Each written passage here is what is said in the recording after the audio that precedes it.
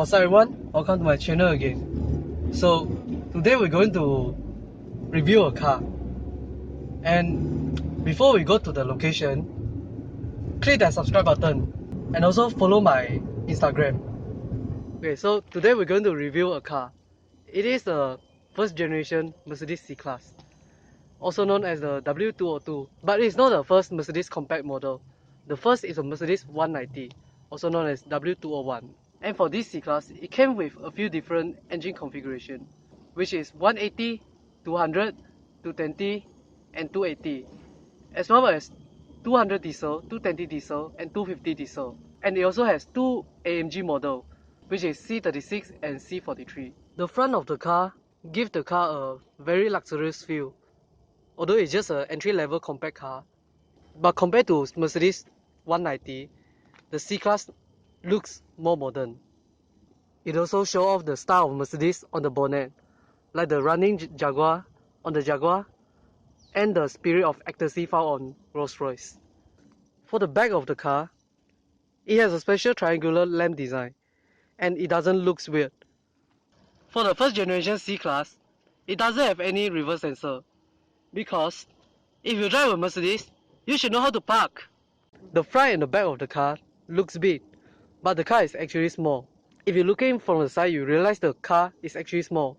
The rear door is extremely small. So from the outside, the car is actually nothing special. It's just a normal C-segment car with some luxury on it, I guess. But what's special is the inside of it. First of all, let's talk about the door. It might look like a normal door, but the sound is very solid.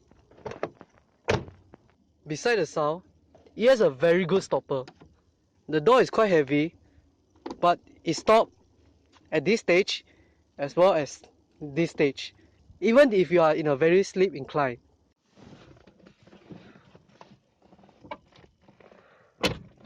Well, for the door trim, yep, it is still plastic, but most of the part is covered in fabric, and this texture is actually original. Same goes to the rear door trim. So for the front of the car,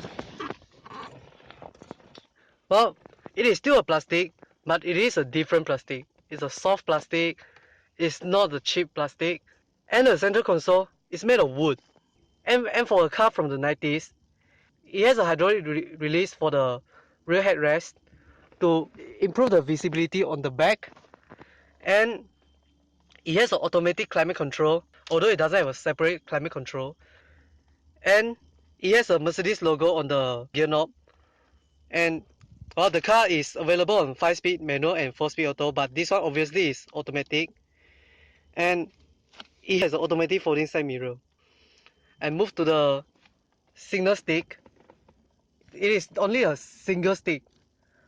To the up is right signal, to the left is left signal, and push and pull is the high beam, and if you twist the whole lever, it is the wiper, and if you push it inwards, it is the washer. And it has a very nice wiper, which only have one blade, but it moves up and down. For the cluster, it has a red line on the speedometer, and it is nicely designed. It has a ground type accelerator, and if you floor it, you'll find a button. You can click the button. The button is used for downshift, because it is a comfort car. If you floor the car, it will not downshift for you, for comfort purpose. It is unless you press the button, and the car will downshift for you for more extra power. And also, the car uses a leg brake. To release the leg brake, you have to pull the lever over here. Move to the back. The space is quite cramped. My leg is touching the seat. Although the seat is very comfort, despite the legroom is small, it has a very nice design that in case you are a German, you are tall, and you have a very long leg, there's still some space for you to put your leg without touching this thing. Although it's just like 1 inch into the seat. Also, the middle of the car has a very tall ground.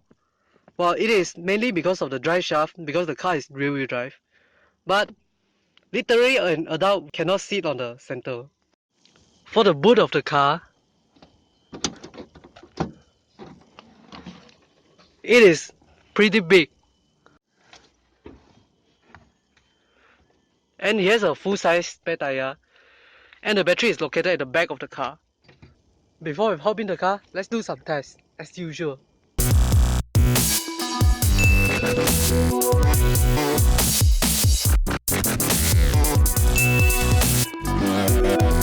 Well, for this car, it doesn't have any cup holder, except for this third-party one.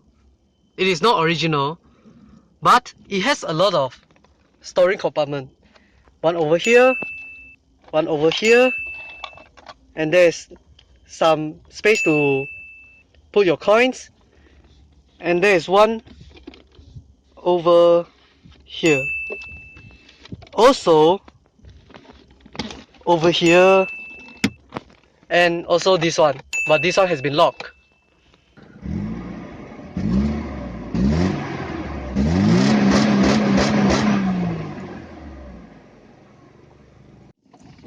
Okay, so let's start the car. Talk in the car. Tutup pintu anjing. And by the way, I'm driving with 3 of my friends. Yo. That one is the owner. Where's yeah, the aircon. Okay, so first impression of this car. Well, first, this car is very easy to drive, and it's pretty comfort also. The handling is quite delayed. The turning is not very responsive, and the throttle response is quite delayed, but that delay is for the comfort purpose, so that you won't feel that sudden pull from this kind of comfort car. Like I said just now, if you want to drive faster, you need to floor the car and click the button,